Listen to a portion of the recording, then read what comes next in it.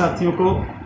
मेरा जय भीम, नमो बुद्धाय, आदाब, सत श्री अकाल, नमस्कार, गुड आफ्टरनून। सभी को बहुत बहुत ईद मुबारक। तो जो परिस्थिति है उस परिस्थिति में आपने देखा कि बाबा साहब का जन्मदिन भी हम लोगों ने घर में ही रह के मनाया। हाँ, दिए जलाकर मनाया। उसके बाद तथागत भगवान बुद्ध, करुणा के महासागर भगवान बुद्ध का जो जन्मदिन और ज्ञान प्राप्ति और निर्वाण प्राप्ति, महापरिनिर्वाण का जो दिवस है, बुद्ध पूर्णिमा, बुद्ध जयंती, वो भी हम लोगों ने घर में रह के मनाया। तो परिस्थिति अगर आज ऐसी है तो कोई चिंता वाली बात नहीं है। आज अगर हम एक दूसरे के गले नहीं मिल पा रहे हैं तो कोई बात नहीं। जब ये परिस्थिति हटेंगी, ये समय बदलेगा, हम सब मिलकर पूरी खुशी के साथ, पूरे उत्साह के साथ गले मिलेंगे और गले मिलके सबको बधाई देंगे। लेकिन आज इसी तरह से सही हम घर में रह के ही, फोन के माध्यम से ही, हम फेसबुक के माध्यम से ही और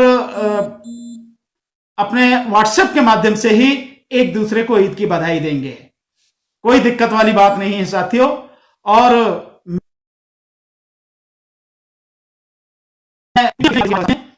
उन सभी को आज के दिन की, ईद की बहुत बहुत मुबारकबाद पेश करता हूं साथियों। और चाहे बच्चे हों, चाहे बूढ़े हों, चाहे नौजवान हों, चाहे महिलाएं हों, माताएं हों, बहनें हों, भाई हों, सभी को ईद की बहुत बहुत मुबारक साथियों। और मैं जिस हालत में ये ईद मनाई जा रही है, उस हालत में एक बहुत बड़ी बात मैं कहना चाहूंगा कि हम सब ने देखा है कि जो कोरोना का ये संकट इस समय चल रहा है और लॉकडाउन चल रहा है, और जिस तरह से पूरे देश में गरीब मजदूर बेहाल है,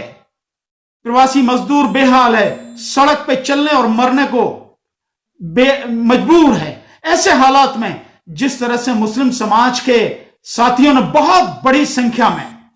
चाहे उसमें अजीम प्रेम जी हों जिन्होंने 1100 करोड़ रुपए का दान दिया, इसके अलावा उन्होंने 1.5 लाख करोड़ से ज्यादा का दान तो ऑलरेडी दिया हुआ है, जिसको मनु मीडिया कभी नहीं बताता। जो उन्होंने यूनिवर्सिटी खोली हुई है गरीब लोगों के लिए, जो जरूरतमंद लोग हैं उनके लिए जो यूनिवर्सिटी खोली हुई है, उसमें उन्होंने 1.5 लाख करोड़ का दान दिया हुआ है। और इसके अलावा जो उन्होंने 1100 करोड़ रुपए का दान दिया, इसके अलावा शाहरुख खान साहब ने लगभग 33 करोड़ का दान दिया है। और इसी तरह से सलमान खान साहब ने, एजाज खान साहब ने, और कितने ही लोगों ने दान दिया। और इससे भी कहीं ज्यादा जो लोग हैं जिन्होंने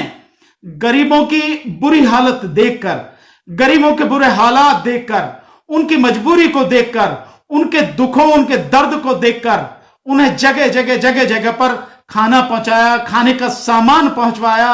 और जो रास्ते में जहां भी जो मजदूर जा रहे हैं, प्रवासी मजदूर जा रहे हैं, वहां भी रास्ते में उनके लिए खाने का इंतजाम किया है। ये अपने आप में बहुत ही बड़ी बात है।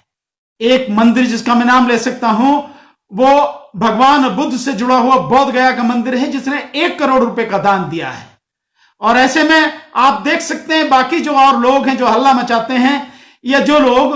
जो मंदिर जिनके पास खरबों की अकूत संपत्ति है, संजय खान साहब, साबिर खान साहब, बहुत बहुत ईद मुबारक आपको। उन मंदिरों ने क्या दान दिया है आप सबको मालूम है साथियों। किसी ने कुछ नहीं किया है। और देश के प्रधानमंत्री ने जितना क्रूर मजाक, जितना भद्दा मजाक, जितना घटिया मजाक देश की जनता के साथ में किया है, मजदूरों के साथ में किया है, गरीबों के साथ में किया है, ऐसा मैंने दुनिया में कहीं नहीं देखा साथियों, कहीं सुना भी नहीं जिस तरह का मजाक किया गया है। और अभी आप देख रहे हैं कि एक और चीज है। आप देखें कि जिस समय 24 तारीख को लॉकडाउन किया गया था, 24 मार्च को 500 लोग जो हैं कोरोना से संक्रमित थे। आज आप समझ रहे हैं, आज तकरीबन 1.5 लाख होने जा रहे हैं। सरकार बीच बीच में गड़बड़ कर रही है, वो बता नहीं रही आंकड़े, लेकिन 1.5 लाख से ज्यादा लोग, यानी चाइना में जहां से ये बीमारी चली है, उस जगह भी इतने मरीज कोरोना से संक्रमित नहीं हुए, जिससे कहीं ज्यादा 1.5 गुना हमारे यहां हो चुके हैं। और लगभग 4000 लोगों की मौत भी हो चुके हैं। आज इस स्थिति में आ गए हैं। यह है लॉकडाउन, यह है एक नासमझ और मूर्ख व्यक्ति की जिद, उसका अहंकार और उसकी जो है पूरी तरह से फ्लॉप रणनीति, जिसने 400, जिस समय 500 थे उस समय लॉकडाउन किया, और अब हालत यह होगी कि धीरे धीरे पहले शराबियों के लिए खोला लॉकडाउन और फिर रेल खोले और धीरे धीरे बाकी और चीजें, और मार्केट खोले जा रहे हैं और बाकी और चीजें भी खुलेंगे। और मुझे लगता है कि 31 तारीख लास्ट है, उसके बाद में लगभग पूरी तरह से लॉकडाउन खुल जाएगा, मुझे ऐसा लगता है। और स्थिति गंभीर होती चली जा रही है और मुझे लगता है कि जिस तरह का बॉम्बे एक तरह से जिन हालात से गुजर रहा है, वहां स्थिति बहुत गंभीर हो सकती है। इसी तरह से अहमदाबाद, जहां पे चौकीदार के चचा आए थे, जिनकी जो है उन्होंने अगवानी में 1,20,000 करोड़ रुपए खर्च किए और गरीबों के ढकने के लिए एक दीवार खड़ी की, वहां पे जो लगातार जिस तरह से बढ़ रहे हैं कोरोना के मामले, ये हालत गंभीर होती चली जा रही है। लेकिन इस सब के बावजूद भी मैं धन्यवाद दूंगा मेरे तमाम उन साथियों को, चाहे हिंदू हो, चाहे मुस्लिम हो, चाहे बौद्ध हो, चाहे जैन हो, चाहे सिख हो। सिख समाज का तो वाकई जिस तरह से उनके गुरुद्वारों ने इस दौरान सेवा की है, लोगों के लंगर खोल के खाना बनवाया है, भिजवाया है, बंटवाया है, हम तक पहुंचवाया है, वो वाकई में अभूतपूर्व है। इस तरह से जो मेरे साथी हैं और बाकी चाहे किसी भी धर्म के, चाहे पारसी हो, चाहे जो है वो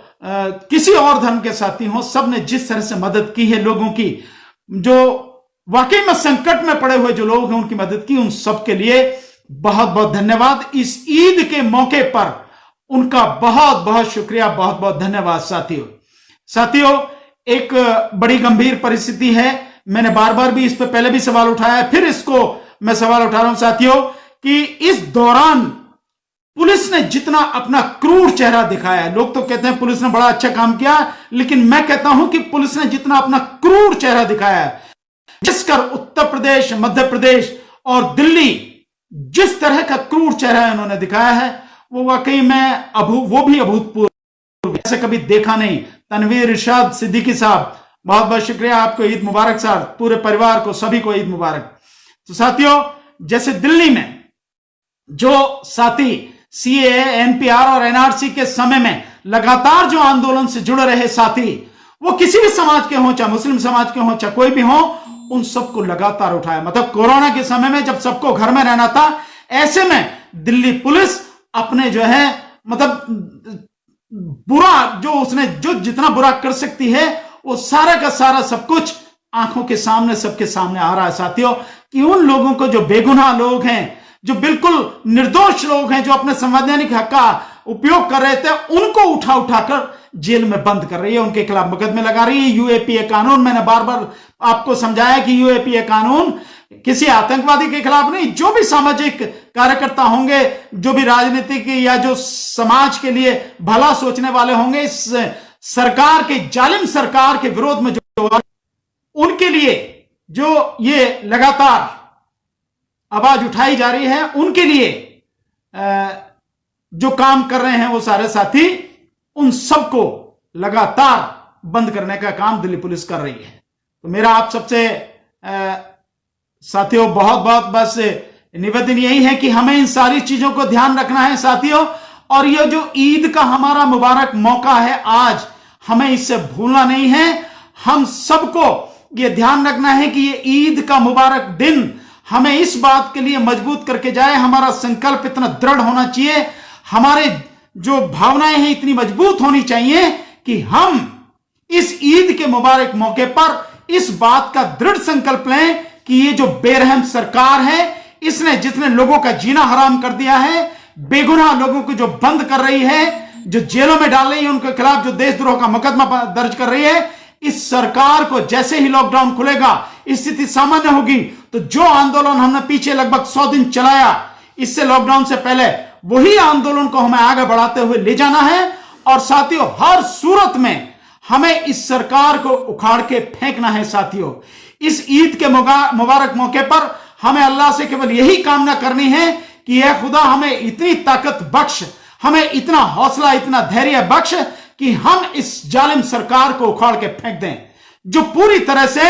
अन्याय पर आधारित है, अत्याचार पर आधारित है। इस सरकार को हम खत्म कर दें साथियों। हमें यही प्रण लेना है। और यही लेते हुए जिस तरह से हम लोगों की मदद करते आए हैं, जिस तरह से हम लोगों की आवाज बुलंद करते आए हैं, जिस तरह से हम लोगों का सहारा और सहयोग बनते आए हैं, जिस तरह से एक दूसरे के साथ जुड़ के हम मजबूत हो आए हैं, जिस तरह से हम एक दूसरे के साथ कंधे से कंधा मिलाकर संघर्ष करते रहे हैं और इस सरकार के खिलाफ आवाज बुलंद करते रहे हैं, उसी तरह से हम आगे भी करते रहेंगे। मैं इन्हीं कामनाओं के साथ इस ईद के मुबारक मौके पर आप सबको एक बार फिर से बहुत बहुत ईद की मुबारकबाद देते हुए, बहुत बहुत बधाई देते हुए, इस ईद के दिन और इसके बाद आप सभी के जीवन में, मेरे जितने भी मुस्लिम समाज के मेरे भाई बहन हैं, माताएं हैं, बच्चियां हैं, नौजवान हैं, बुजुर्ग हैं, उन सबके जीवन में, इस देश के जीवन में, भारत के जीवन में, बहुजन समाज के जीवन में, सभी न्याय पसंद लोगों के जीवन में खुशहाली रहे, तरक्की रहे, सब लोग आगे बढ़ें, मिलके चलें और अन्याय और अत्याचार का मुकाबला करें। हम सब का जीवन सफल हो, हम सब मिलकर एक दूसरे का हाथ पकड़कर कदम से कदम मिलाकर अन्याय और अत्याचार के खिलाफ एक ताकत और चट्टान बनकर खड़े रहें। इसी के साथ मैं साथियों अपनी बात आज सबको फिर से ईद की मुबारकबाद देते हुए, इसी के साथ सभी साथियों को मेरा जय भीम, नमो बुद्धाय, आदाब, सत श्री अकाल, नमस्कार।